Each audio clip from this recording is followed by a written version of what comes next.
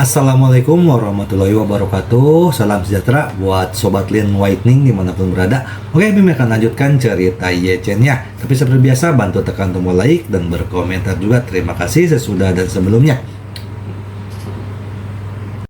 Oke, seperti biasa, bantu Mimin tekan tombol like. Jangan lupa Tuan dan Nona, terima kasih. Oke, guys. Bab 1801 sampai bab 1805. Teman Lai Qinghua bernama Fei Jianzong. Fei Jianzong menyelundupkan dirinya ke Amerika Serikat pada usia 18 tahun untuk mencari nafkah.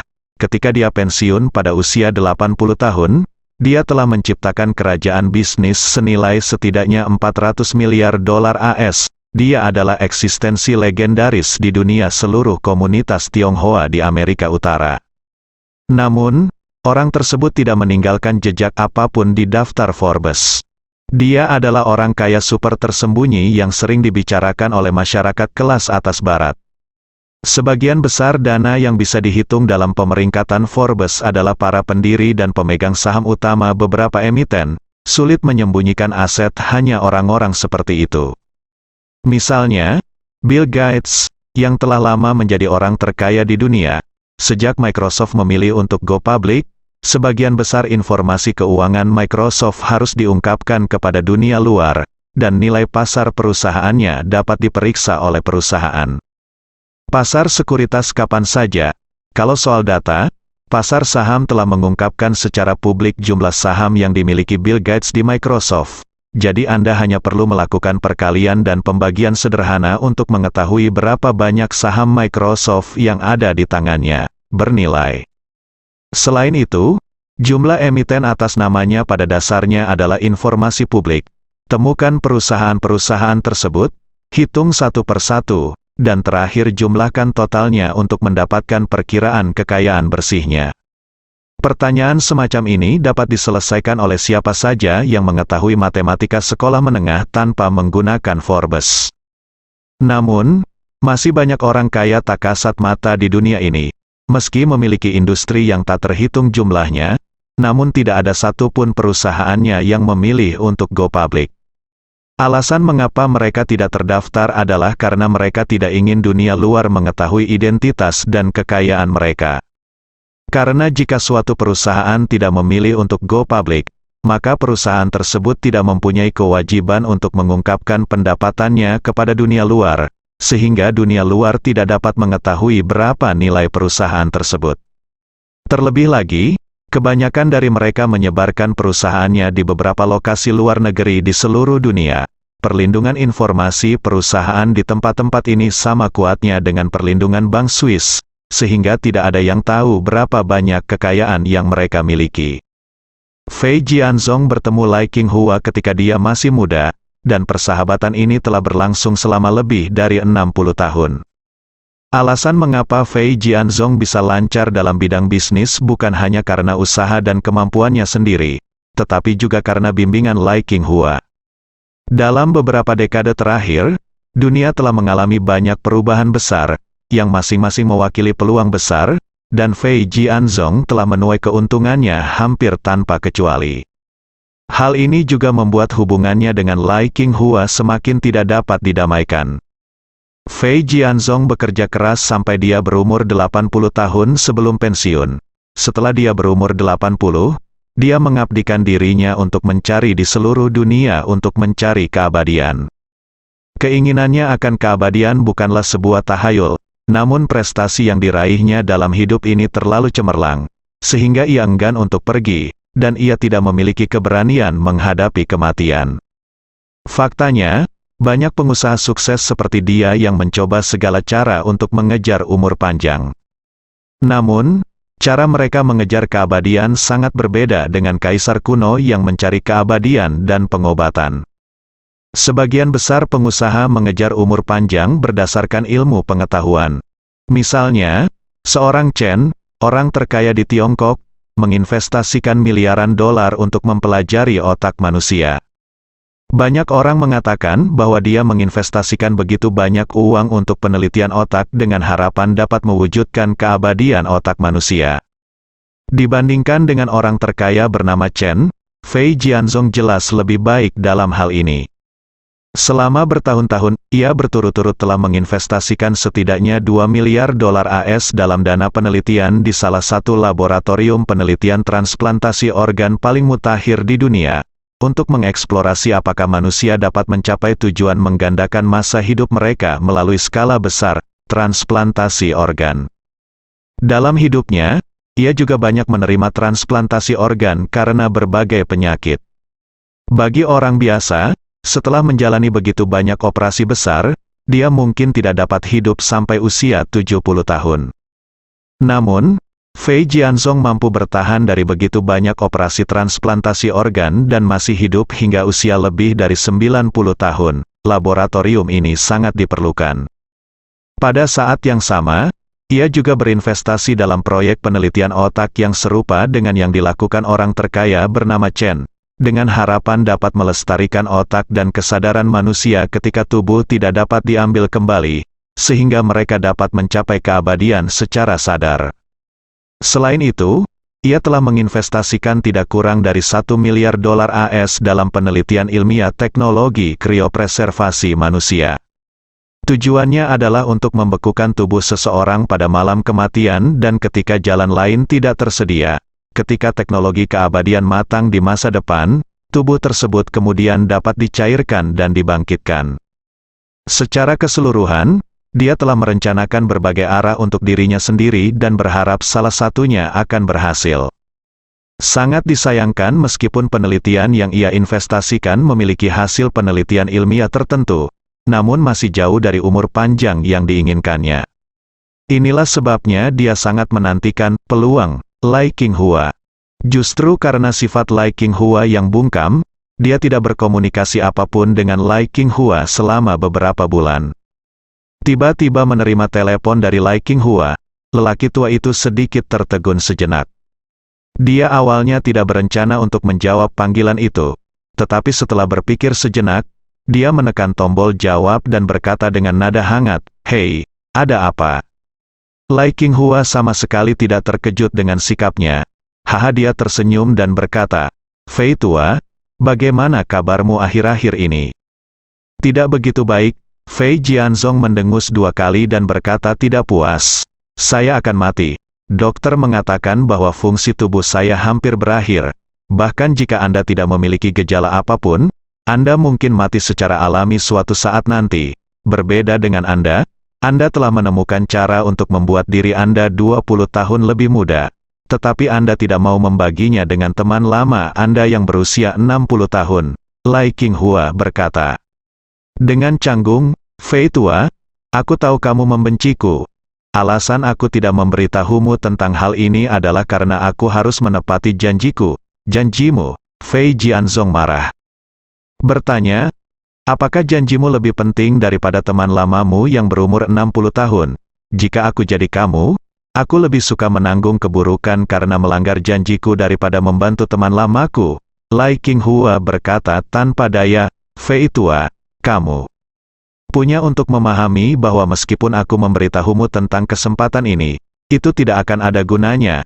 Jika kamu tidak mendapatkannya, tidak akan ada gunanya tidak peduli seberapa keras kamu mencoba." Fei Jianzong mendengus dingin. "Jangan kira saya tidak mengetahui situasinya. Bukankah Anda baru saja kembali ke Tiongkok selama 4 tahun? Peluang yang Anda sebutkan itu pasti ada di Tiongkok. Jika Anda masih menganggap saya sebagai teman, beritahu saja saya secara langsung sebuah nama. Jika Anda memberitahu saya siapa yang membuat Anda 20 tahun lebih muda, saya akan segera mencarinya. Saya tidak percaya bahwa saya tidak bisa membuat dia melepaskannya." Alasan mengapa Fei Jianzong begitu percaya diri adalah karena dia memang uang terlalu kuat. Orang Cina terkaya di daftar Forbes ini tidak memiliki lebih dari separuh asetnya. Bahkan keluarga Ye dan keluarga Su, yang terkuat di Tiongkok, tidak dapat menandingi asetnya. Oleh karena itu, ia menganggap remeh bahwa selama ia mengetahui kepada siapa peluang itu ada, ia pasti akan membiarkan pihak lain memberinya kesempatan yang sama. Lai Qinghua menghela nafas, "Fei tua, ada orang yang nasibnya jauh di atas nasibmu. Di depan orang-orang seperti itu, kepercayaan dirimu bukan lagi kepercayaan diri. tetapi kesombongan. Pada titik ini, dia menghela nafas pelan. Tanpa daya berkata, "Itu saja, jangan bicarakan ini, jangan sampai kamu harus memarahiku lagi. Tidakkah kamu ingin tahu bagaimana kesempatanku muncul?" Lalu aku akan menceritakan keseluruhan ceritanya. Fei Jianzong di ujung yang lain dari telepon. Aku hendak memarahi ibuku. Tetapi ketika aku mendengar ini, aku segera menarik napas dalam-dalam. Dan kemudian aku tidak bisa menyembunyikan kegembiraanku dan bertanya, "Kamu, apakah kamu benar-benar ingin memberitahuku?" Lai Qinghua bersenandung dan berkata dengan serius, "Saya menelepon hanya untuk memberitahu Anda bahwa kesempatan yang saya dapatkan adalah obat ajaib yang disebut pil peremajaan. Hanya satu pil meningkatkan masa hidup saya setidaknya 10 tahun. Jika Anda ditakdirkan untuk memilikinya itu, kamu mungkin juga mengalaminya." Pil peremajaan. Setelah mendengar 3 kata ini, Fei Jianzong tertegun selama beberapa detik dan bertanya ragu-ragu, "Apa ini? Obat, ya?" Lai Qinghua berkata, "Pil peremajaan adalah obat, ramuan ajaib yang menggabungkan kekuatan supernatural yang besar." Fei Jianzong merasa sedikit konyol dan bertanya kepadanya, "Lalu perusahaan mana yang memproduksi obat ini? Apa bahan-bahannya? Apa prinsip obatnya? Apa laporan farmakokinetik dan uji klinisnya? Bagaimana?" Lai Qinghua menjelaskan, "Tidak ada perusahaan, bahan-bahannya tidak diketahui, dan prinsip-prinsip obat bukanlah sesuatu yang dapat dipahami oleh orang-orang setingkat saya. Sedangkan untuk farmakokinetik dan uji klinis, tidak ada hal seperti itu. Berbicara tentang ini." Lai Qinghua berkata, "Ngomong-ngomong, dalam hal farmakokinetik, saya dapat memberitahu Anda melalui pengalaman pribadi saya bahwa setelah obat ajaib ini memasuki tubuh Anda akan merasakan waktu mengalir mundur di dalam tubuh Anda, memungkinkan Anda menemukan diri Anda 10 tahun yang lalu, atau bahkan keadaan tubuh Anda 20 tahun yang lalu." Mengenai uji klinis, saya adalah contoh uji klinis. Setelah mendengar ini, Fei Jianzong merasa bahwa masalah ini bahkan lebih misterius dan keterlaluan, dan segera dia berkata dengan marah, Lai Qinghua, kamu tidak melakukan apa-apa selain mengolok-olok saya. Saya berusia lebih dari 90 tahun. Anda menyuruh saya menemukan obat mujarab. Apakah menurut Anda saya belum membaca Perjalanan ke Barat?" Lai Qinghua berkata sambil tersenyum, "Bagaimana Anda tahu tidak ada obat mujarab di dunia ini?" Fei Jianzong berkata tidak puas. "Yang disebut obat mujarab hanyalah beberapa mitos dan rumor yang dicatat dalam tahayul feodal. Menurut Anda saya, anak berusia 3 tahun, tolong balas surat-surat ini." Nada suara Lai Qinghua berangsur-angsur menjadi serius dan dia berkata, "Jianzong, saya tidak bercanda. Saya dapat memperpanjang hidup saya 10 tahun hanya karena pil peremajaan ajaib ini. Saat saya meminumnya, perasaan berubah tak terlupakan. Jika Anda ingin mencari kesempatan untuk memperpanjang hidup Anda seperti saya, maka satu-satunya hal yang dapat membantu Anda adalah pil peremajaan. Sedangkan untuk penelitian medis yang Anda investasikan, saya dapat izinkan saya memberitahu Anda dengan jelas bahwa meskipun mereka sangat berguna bagi masyarakat, mereka tidak lagi berguna bagi Anda. Saya yakin Anda mengetahui hal ini jauh lebih baik daripada saya." Begitu Lai Qinghua mengatakan ini, Fei Jianzong terdiam di ujung telepon. Bagaimana mungkin dia tidak memahami bagian kedua dari apa yang dikatakan Lai Qinghua? Penelitian otak manusia sedang dilakukan oleh banyak orang kaya di seluruh dunia, termasuk orang-orang muda kaya di industri internet. Mereka juga berharap dapat mewujudkan keabadian kesadaran melalui interkoneksi otak manusia dan komputer. Namun sejauh ini belum ada arti sebenarnya dalam bidang ini. Terobosan mengenai transplantasi organ, pengobatan global telah berkembang selama bertahun-tahun. Meskipun tingkat transplantasi organ telah meningkat pesat, manusia tidak seperti mobil atau mesin. Setiap bagian dapat diganti. Oleh karena itu, bahkan jika organ dapat ditransplantasikan terus-menerus untuk menjaga awet muda, namun otak, tulang, pembuluh darah, saraf, dan lain-lain tidak dapat tergantikan seluruhnya. Oleh karena itu, transplantasi organ dapat menyelamatkan nyawa pasien bila ada organ tertentu atau beberapa organ yang sakit, namun sulit untuk memperpanjang umur pasien. Bagaimana jika tubuh berumur 100 tahun memiliki hati berumur 20 tahun? Kemungkinan besar pembuluh darah di seluruh tubuh sudah menjadi sangat rapuh karena telah mencapai akhir masa pakainya. Ada kemungkinan bahwa detak jantung yang sedikit keras saja dapat menyebabkan pendarahan otak dan kematian yang cepat. Oleh karena itu, jalan tersebut saat ini tidak dapat dioperasikan. Mengenai teknologi pembekuan, itu bahkan lebih tidak masuk akal. Tidak ada kepastian bahwa seseorang dapat berhasil dibangkitkan setelah dibekukan selama bertahun-tahun. Rencana ini sama saja dengan mengesampingkan permasalahan yang tidak diketahui dan membiarkannya di masa depan untuk diselesaikan. Jika ada cara untuk membangkitkannya di masa depan, bangunkan dia dari pembekuan. Jika tidak ada cara untuk membangkitkannya di masa depan, dia mungkin akan tetap beku sampai akhir dunia. Justru karena tidak ada terobosan besar di berbagai arah investasi, Fei Jianzong semakin bersemangat menyambut peluang Lai Qinghua. Namun, dia tidak pernah menyangka rahasia Lai Qinghua terdengar begitu konyol. Namun, nada suara Lai Qinghua tidak terdengar seperti dia sedang bercanda sama sekali. Jadi dia terlihat serius dan bertanya dengan serius, "Qinghua, kamu dan aku telah berteman selama bertahun-tahun. Aku hanya ingin bertanya padamu. Apakah ini benar?" Lai Qinghua berkata dengan sangat yakin, "Itu benar." Fei Jianzong menjadi sangat ragu dan bergumam, bagaimana ini mungkin? Tidak ada obat yang dapat mencapai efek ini." Lai Qinghua berkata, Saya pikir ini mungkin kebijaksanaan yang ditinggalkan oleh nenek moyang kita." Fei Jianzong berkata dengan serius, "Universitas Tsinghua, sejujurnya, saya benar-benar tidak percaya." Setelah mengatakan itu, Fei Jianzong buru-buru menjelaskan, "Saya punya berinvestasi di banyak industri farmasi selama bertahun-tahun, dan saya memiliki pemahaman mendalam tentang industri ini. Satu hal yang sangat saya rasakan adalah bahwa pengobatan Tiongkok tertinggal jauh di belakang pengobatan Barat, tidak ada yang lain. Pengobatan Tiongkok telah berkembang. Untuk itu selama bertahun-tahun, mustahil untuk mendeteksi dan mengobati tumor dalam tubuh. Diagnosis kanker di seluruh dunia bergantung sepenuhnya pada teknologi pencitraan medis modern dan deteksi in vivo. Terlebih lagi, metode yang paling efektif untuk mengobati kanker saat ini adalah pengobatan Barat dan pembedahan.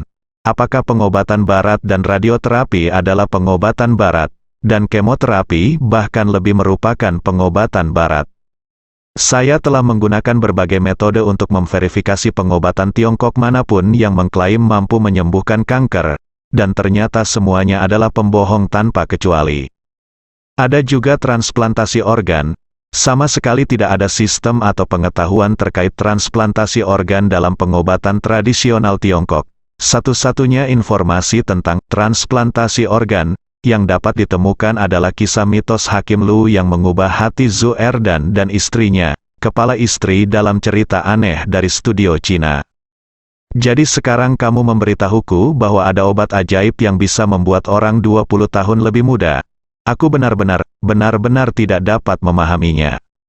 Lai Qinghua mendengarkan dengan sabar dan kemudian bertanya kepadanya, "Jianzong, kamu selalu percaya pada I Ching Bagua yang ditinggalkan oleh nenek moyangmu?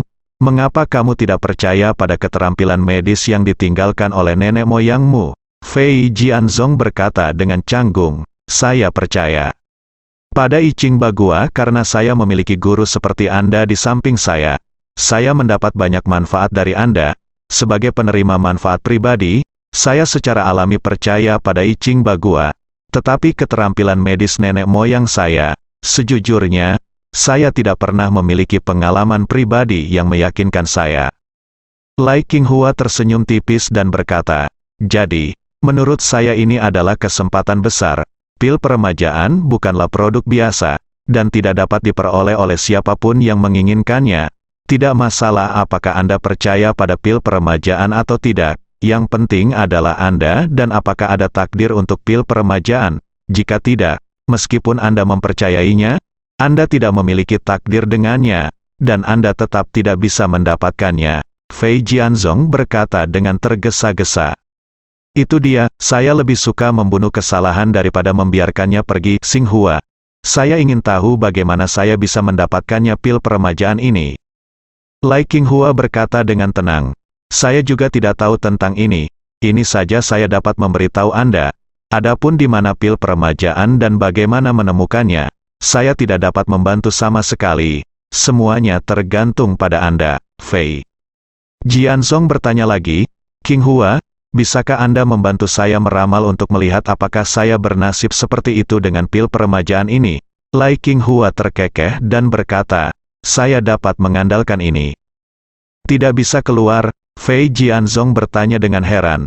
Apakah ada sesuatu di dunia ini yang kamu, Lai Qinghua, tidak bisa menghitung? Lai Qinghua berkata dengan serius, siapapun yang lebih tinggi dariku, aku tidak bisa menghitung, keluarlah. Fei Jianzong berkata dengan tergesa-gesa, oh, itu tidak benar.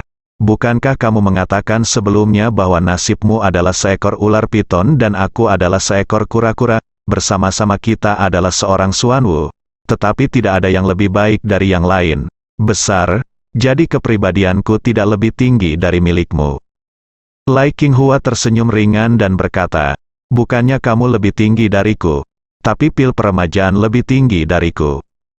Brengsek, Fei Jianzong tidak bisa menahan untuk tidak mengutuk, mengertakkan gigi dan berkata, oke, kalau begitu saya akan mengatur seseorang untuk kembali ke Tiongkok untuk melihat apakah saya dapat memperoleh informasi tentang pil peremajaan. Pada saat yang sama, Katedral Osu, ibu kota Eropa Utara. Helena, mengenakan jubah Ratu Putih Suci, berdiri di depan Uskup Agung dan mulai menerima upacara penobatan yang khusyuk dan sakral di bawah kesaksian dunia. Uskup Agung tua itu mengundang Helena naik tahta di tengah katedral. Banyak pria dan wanita yang mengenakan pakaian istana dan memegang tongkat kerajaan berdiri dengan tertib di atas panggung. Tokoh-tokoh penting seperti Ketua Pengadilan Kerajaan Nordik, Dekan Pengadilan Lambang, dan Menteri Upacara juga tampil di panggung dengan kostum megah. Setelah orang-orang ini naik ke panggung, mereka berdiri di arah timur, barat, utara dan selatan gereja. Pada saat ini, Uskup Agung memegang sebuah Alkitab dan membacakan doa, lalu bertanya kepada mereka satu persatu, Tuan-tuan, dengan ini saya dengan sungguh-sungguh memperkenalkan kepada Anda Helena Alexander Iliad, Ratu baru kita, dan Anda akan memperkenalkan dia kepadanya mulai saat ini dan seterusnya. Apakah Anda bersedia setia dan melayaninya? Semua orang mengangguk tanpa ragu-ragu dan dengan sungguh-sungguh menjawab, saya bersedia.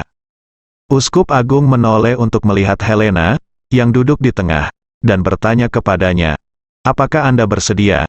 Janji yang sungguh-sungguh dan khusyuk. Apakah Anda dengan ini bersumpah bahwa Anda akan memerintah semua kerajaan di kerajaan Nordik dan semua orang di kerajaan itu? Helena berkata dengan sungguh-sungguh, saya bersedia. Uskup Agung mengangguk dan bertanya kepadanya, kalau begitu, apakah Anda bersedia untuk melakukan yang terbaik agar hukum dan keadilan dapat dilaksanakan dengan penuh belas kasihan dalam semua penilaian Anda? Helena dengan sungguh-sungguh berkata lagi, saya bersedia. Uskup Agung bertanya lagi, kalau begitu, apakah Anda bersedia, dengan segenap kekuatan dan kemampuan Anda, untuk menjunjung hukum Allah dan ajaran Injil? Apakah Anda bersedia, dengan sekuat tenaga dan kemampuan Anda, untuk menjunjung ajaran yang ditetapkan oleh hukum, dan kekuasaan yang diberikan kepada para uskup dan klerus berdasarkan hukum? Helena berseru tanpa ragu-ragu, saya bersedia mematuhi semua persyaratan di atas dan melakukan yang terbaik untuk memenuhi semua janji saya. Tolong Tuhan memberkati saya. Kemudian Uskup Agung secara pribadi meletakkan mahkota terang di kepalanya, dan kemudian menyerahkan tongkat. Kerajaan terbuat dari gading narwal di tangannya. Di saat yang sama, 4 pelayan lainnya dengan hati-hati mengenakan jubah emas mewah di pundaknya. Setelah melakukan semua ini, Uskup Agung berkata dengan hormat, Yang mulia, Anda sekarang adalah Ratu baru Kerajaan Nordik. Semoga Tuhan memberkati Anda dan Tuhan memberkati Eropa Utara. Tepuk tangan meriah terdengar dari tempat kejadian. Pada titik ini, upacara penobatan Helena telah resmi berakhir. Mulai saat ini, ia resmi menjadi Ratu Eropa Utara yang baru, dan Ratu Lama yang masih berusaha keras mempromosikan pil peremajaan di hadapan penonton telah secara resmi mengucapkan selamat tinggal pada posisinya sebagai ratu. Helena di atas panggung, bak bintang yang memegang bulan, tak hanya penuh energi, tapi juga cantik. Dia memegang tongkat kerajaan di tangannya dan tersenyum dengan tampilan yang bermartabat dan agung, yang sangat tidak sesuai dengan usianya yang berusia 20-an. Penampilannya yang tenang dan tenang inilah yang membuatnya disukai hampir semua orang. Saat ini, Ye Chen sedang duduk di kantor Wanting Song dan menonton semua siaran langsung. Kemudian dia tersenyum penuh arti, keluar dari perangkat lunak siaran langsung, lalu mengirim pesan ke Helena. Isinya sangat sederhana, hanya dengan 2 kata, selamat. Pada saat yang sama, dia juga menerima pesan dari Lai Qinghua. Dalam pesan tersebut, Lai Qinghua mengatakan bahwa dia telah memberitahu beberapa teman lama dan beberapa pelanggan utama yang pernah bekerja sama dengannya dengan pil peremajaan. Berita tersebut telah mulai menyebar di kalangan atas di Amerika Serikat dan menunggu fermentasi. Ye Chen menjawab dengan ucapan terima kasih. Segera setelah pesan terkirim, dia menerima pesan lain dari Helena, bertanya kepadanya, "Tuan Ye, apakah penampilan saya baik-baik saja sekarang?" Ye Chen menjawab, "Penampilan saya sempurna." Helena bertanya lagi, "Kalau begitu, apakah Anda melihat brosku?" Ye Chen menjawab, "Ya, itu sangat indah." Helena menjawab, "Bros ini ditinggalkan oleh nenekku.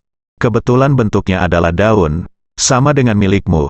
Yang terakhir namanya cocok, dan untuk huruf di atasnya, saya rekatkan dengan tangan menggunakan pecahan berlian." Ye Chen tidak punya pilihan selain menjawab, "Terima kasih, Anda perhatian." Kemudian, Ye Chen mengubah topik dan bertanya padanya, "Apakah upacara penobatanmu sudah selesai?" Helena berkata, "Belum. Akan ada jamuan makan segera. Tapi jamuan makannya tidak terbuka untuk umum. Jadi tidak akan ada siaran langsung oleh media." Setelah mengatakan itu, Helena mengirim pesan lain, "Ngomong-ngomong, Tuan Ye, Nenek sudah mempromosikan pil peremajaan di kalangan para tamu. Mereka sangat antusias. Sepertinya mereka tertarik. Saya sangat bersemangat untuk pil peremajaan." Ye Chen tersenyum penuh arti. Inilah efek yang dia inginkan. "Kali ini kami ingin memangkas panen daun bawang yang belum pernah terjadi sebelumnya. Dan orang-orang kaya di Eropa dan Amerika adalah kandidat terbaik. Selama mereka dipublikasikan dengan baik dan tertarik ke Tiongkok, mereka akan menghabiskan banyak uang untuk menawar pil peremajaan." Ye Chen dan Helena bertukar kata di WeChat, lalu Helena pergi menghadiri jamuan makan. Ketika Ye Chen melihat bahwa saat itu sudah pukul 6 sore, dia berkata kepada Song Wanting dan Chen Zekai, "Pil peremajaan, promosi luar negeri sudah dimulai, dan saya yakin ke depannya akan banyak orang yang panik mencari informasi tentang pil peremajaan. Sebelum menyiapkan materi promosi resmi untuk pelelangan, usahakan rahasiakan hal ini dari pihak dunia luar untuk mencegah mereka terlibat sebelum waktunya." Wanting Song dan Zekai Chen segera setuju. Ye Chen berkata kepada mereka berdua lagi, "Saya punya hal lain yang harus disibukkan hari ini. Terserah kalian berdua untuk mempromosikan pelelangan sesegera mungkin." Song Wanting berkata dengan tergesa-gesa, "Tuan Ye, jangan khawatir." Ingin sekuat tenaga, Ye Chen mengangguk sedikit dan berkata, "Oke." Melihat Ye Chen hendak pergi, Chen Zekai bertanya, "Tuan, kamu mau kemana?" "Sampai jumpa," dia berkata kepada Song Wanting. "Mau?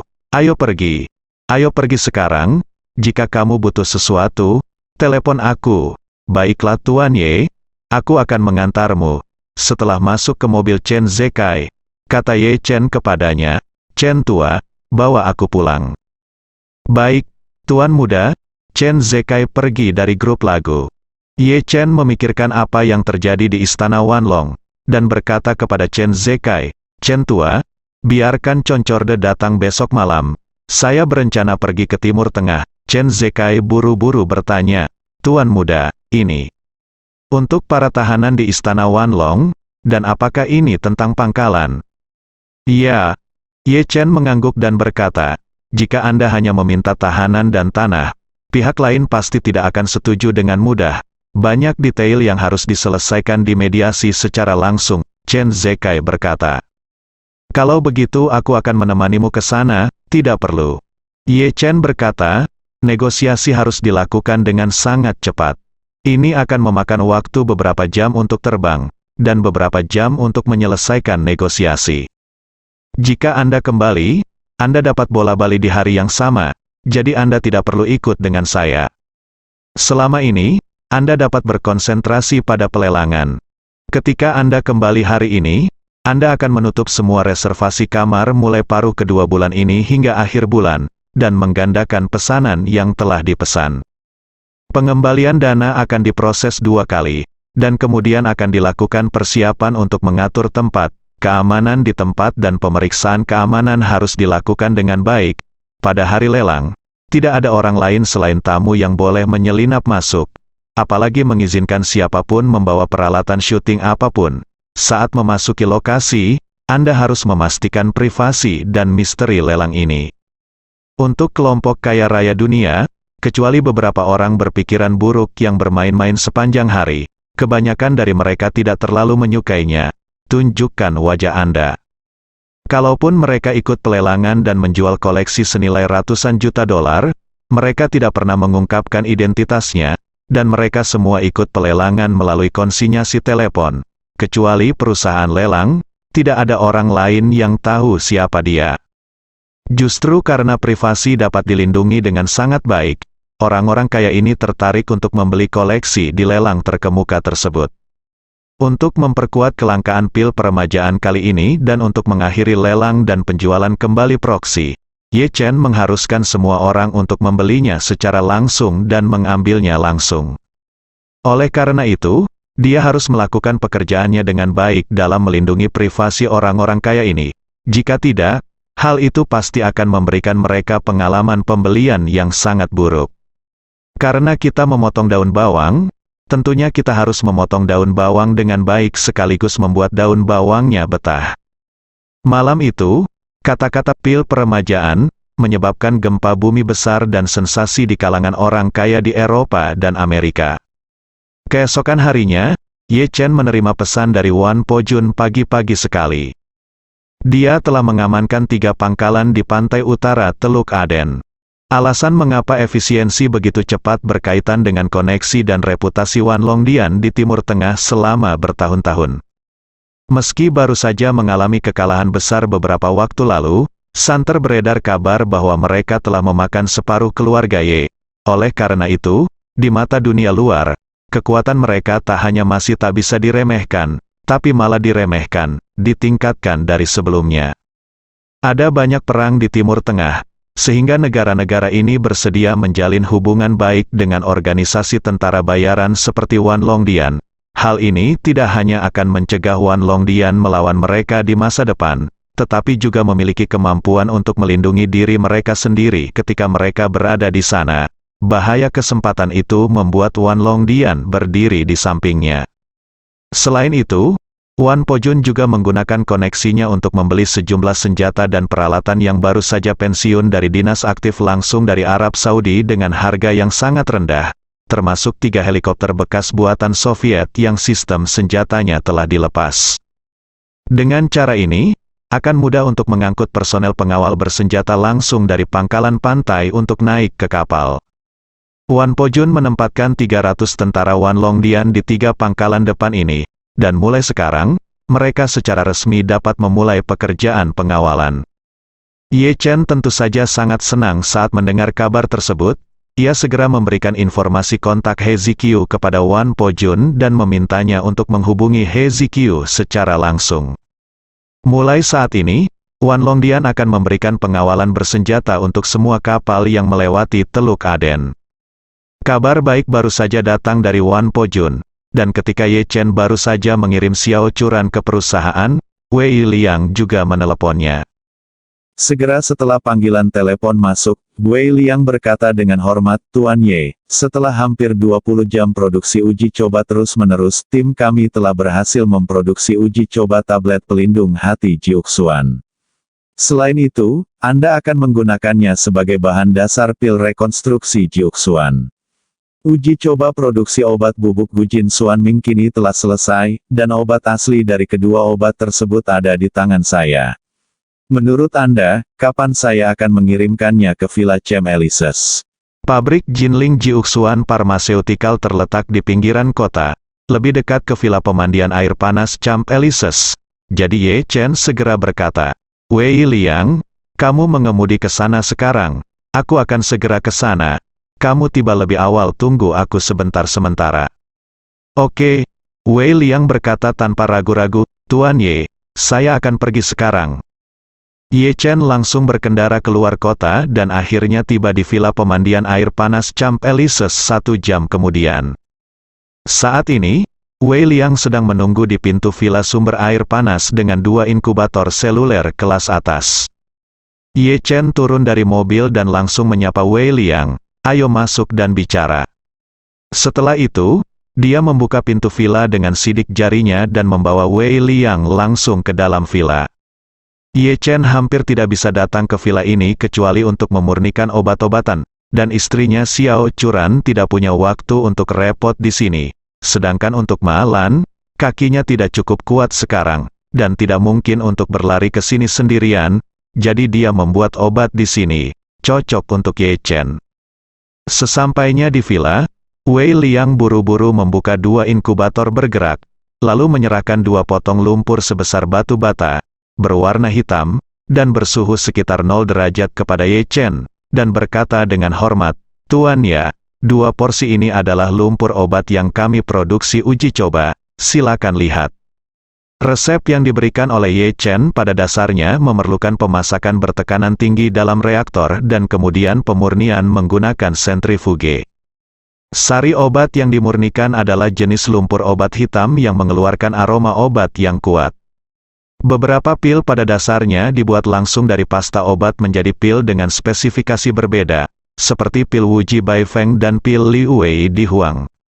Jika obatnya terasa terlalu pahit, biasanya pasta dikeringkan terlebih dahulu, kemudian dimasukkan ke jalur produksi untuk diberikan dan dibungkus dengan tablet berlapis gula, seperti tablet vitamin C Yin Kiao yang paling umum dan tablet Coptis Sangking.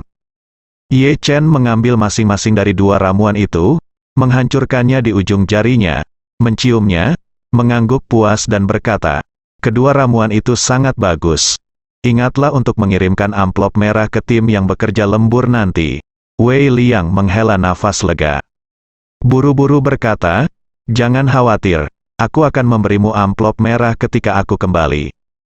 Saat dia mengatakan itu, dia menambahkan, "Ngomong-ngomong, Tuan Ye, harga obat bubuk Gujin Suanming terlalu tinggi. Itu semua adalah bahan obat yang mahal, hanya untuk uji coba produksi pasta obat ini, hampir 100.000 yuan bahan obat digunakan."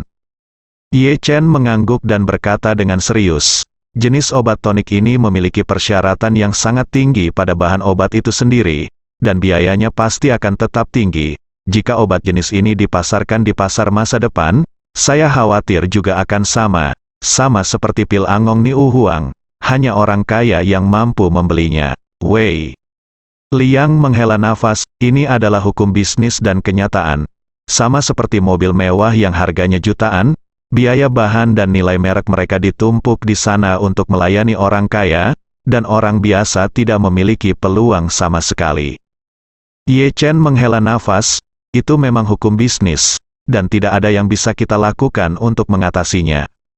Setelah itu, Ye Chen berkata kepada Wei Liang, "Wei Liang, silakan coba membuat bubuk Gujin Suming terlebih dahulu dan memasarkannya sebagai tonik kelas atas dari Jiuxuan Pharmaceutical kami.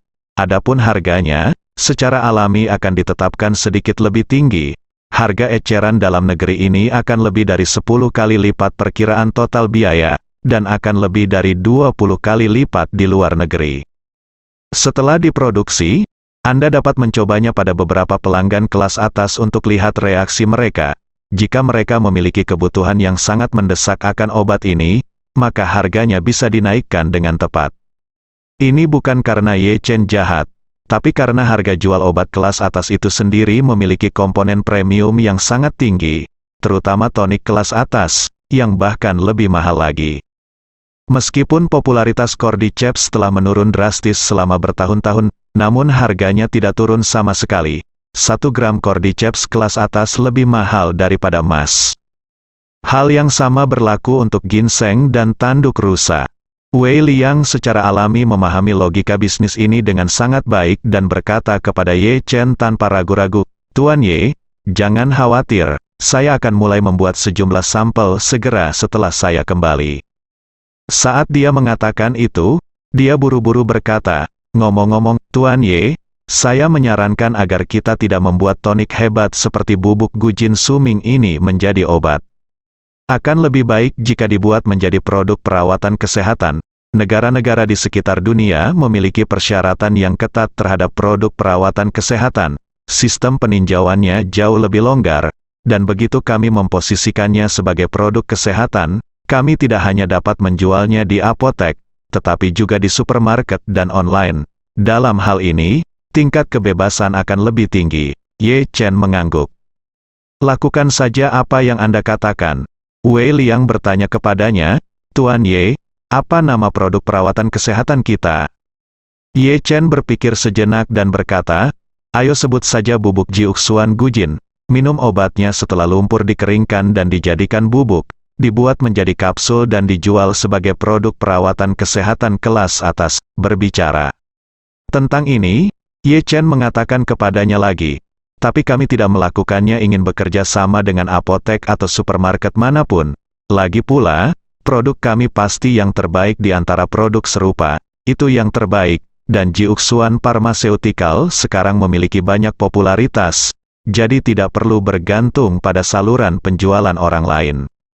Membiarkan orang lain menjual untuk kita tidak hanya akan membagi keuntungan kita, tapi juga membawa kita resiko manajemen. Sama seperti beberapa minuman keras terkenal yang dikenal sebagai minuman keras nasional, dealer dapat menaikkan harga dengan berbagai cara. Pasar masih dipenuhi dengan jumlah yang besar palsu, dan banyak orang mencampurkan produk asli dan palsu, sehingga membuat pasar bertekuk lutut. Ini berantakan. Sebotol 1.499 yuan untuk sebotol minuman keras sudah sangat mahal, tapi ternyata Anda tidak bisa beli sama sekali. Kalau mau beli, cuma bayar 2 kali lipat harganya. Model tidak sehat ini hampir seluruhnya disebabkan oleh hype dealer. Jadi kami potong saja dealernya dan hanya lakukan penjualan langsung. Datang, kami akan membuka toko andalan online sehingga semua pengguna dapat memesan secara online. Kedepannya, jika variasinya lebih banyak, kami juga dapat membuka toko penjualan langsung secara offline. Dengan cara ini dapat memastikan harga terminal stabil dan menghilangkan barang palsu." Wei Liang berkata tanpa ragu-ragu, "Baiklah Tuan Ye, saya akan segera mulai mengerjakan toko utama online resmi." Ye Chen selalu membenci model pemasaran yang lama. Tidak hanya minuman keras yang terkenal memiliki banyak masalah pemasaran, tetapi juga model toko mobil 4S tradisional juga dikritik. Seperti yang kita ketahui bersama, banyak toko 4S yang tidak menjual mobil sesuai dengan rutinitasnya sama sekali. Model populer harus dinaikkan puluhan ribu bahkan ratusan ribu pada harga panduannya. Kadang-kadang ada oknum toko 4S yang mengemas mobil rusak atau kecelakaan mobil sebagai mobil baru untuk dijual. Konsumen yang tertipu sangat menderita. Alasannya disebabkan oleh model dealer ini. Di masa lalu, transportasi, logistik, dan saluran penjualan masih relatif primitif, sehingga sebagian besar produk menggunakan model dealer ini. Namun, dengan terus berkembangnya internet dan meningkatnya belanja online, model dealer secara bertahap menghadapi eliminasi. Saat ini semua orang membeli pakaian, handphone, dan beberapa kebutuhan sehari-hari secara online, pada dasarnya langsung dari toko online resminya. Beberapa produk kesehatan ternama sebagian besar sudah mengadopsi model ini. Metode penjualan langsung online ini memberikan perlindungan yang relatif lebih baik kepada konsumen dalam hal kualitas, purna jual, harga, dan layanan. Oleh karena itu, Ye Chen juga berharap Jiuxuan Pharmaceutical dapat membangun model penjualan langsungnya sendiri, sehingga dapat menjamin kepentingan Jiuxuan Pharmaceutical itu sendiri dan konsumen dalam menghadapi semakin banyak produk tunggal dan penjualan yang lebih tinggi di masa depan. Kemudian, Ye Chen berkata kepada Wei Liang, "Kamu duduk di ruang tamu sebentar, dan saya akan pergi ke kamar dan mencampurkan pil pereda darah ke dalam lumpur. Setelah selesai, kamu ambil kembali dan mulai segera dikemas. Setelah pengemasan selesai, Anda dapat membawanya langsung ke Amerika Serikat." "Baik Tuan Ye." Segera setelah itu, Ye Chen datang ke ruangan di lantai atas dengan membawa lumpur obat bubuk Gujin Xuanming. Dia memperkirakan berat lumpur tersebut dan merasa bahwa bongkahan lumpur sebesar itu dapat menghasilkan setidaknya 5.000 pil. Maka dia langsung mengeluarkan 5 pil penyebar darah dan penyelamat jantung dan meleburkannya bersama dengan bongkahan lumpur tersebut. Walaupun pil penyebar darah dan penyelamat jantung tidak seefektif pil peremajaan, yang dapat menghidupkan kembali orang mati bahkan membuat tubuh terlihat 10 atau 20 tahun lebih muda. Namun dari segi pengobatan saja, efeknya sangat kuat. Ketika ayah mertuanya, Xiao Changkun, lumpuh dari jabatan tinggi, Ye Chen segera pulih setelah hanya menggunakan setengah dari pil pengusir darah dan penyelamat jantung.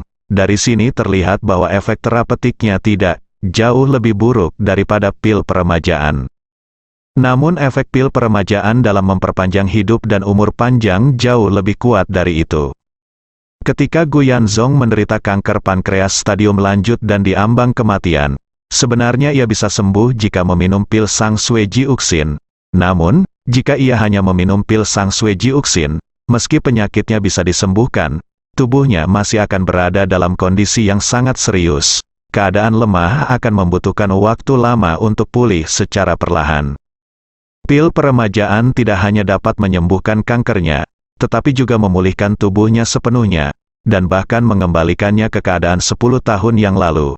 Efeknya secara alami jauh lebih baik daripada pil penyebar darah. Namun Ye Chen tidak bersedia untuk mencampurkan pil peremajaan ke dalam pil Jiuxuan Zaizao. Kini obat ini dipadukan dengan pil Sang Sui Jiuxin, yang dapat menjaga kehidupan pasien kanker secara penuh dan secara bertahap mengendalikan perkembangan kankernya hingga sembuh. Bagi dunia luar, konon sudah menjadi obat anti kanker yang sangat baik.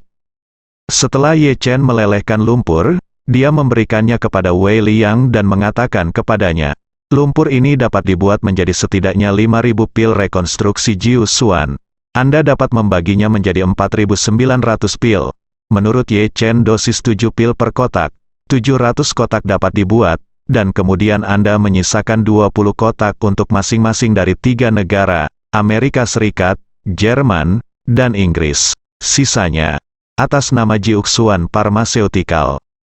Didirikan sebuah program uji coba obat di Tiongkok, menyaring 100 pasien kanker dengan situasi keluarga paling sulit dan gejala paling parah, dan mendistribusikan mereka sebagai obat percobaan secara gratis. Berbicara tentang ini, Ye Chen mengatakan kepadanya lagi, saat menguji obat, mereka harus dikumpulkan untuk melakukan pencatatan klinis yang komprehensif, dan perubahan harian mereka akan dicatat dengan menggunakan cara ilmiah. Semuanya harus dilakukan sesuai dengan metode perusahaan farmasi reguler internasional. Setelah semua orang menyelesaikan uji coba obat, setiap orang akan diberikan 100.000 yuan. Ini kerja keras. Wei Liang tahu betul bahwa pada tahap ini, uji coba obat tertentu telah menarik banyak perhatian pasien dan keluarganya. Banyak pasien mendaftar untuk uji coba segera setelah obat baru tersedia, karena takut tidak bisa mengejar. Paling-paling uji coba tidak dipungut biaya, dan jarang ada juga yang memberi uang. Kalaupun memberi uang, itu hanya sekedar tanda pembayaran untuk transportasi. Sungguh keterlaluan bagi orang seperti Ye Chen memberikan 100.000 kepada setiap orang segera setelah dia membuka mulutnya.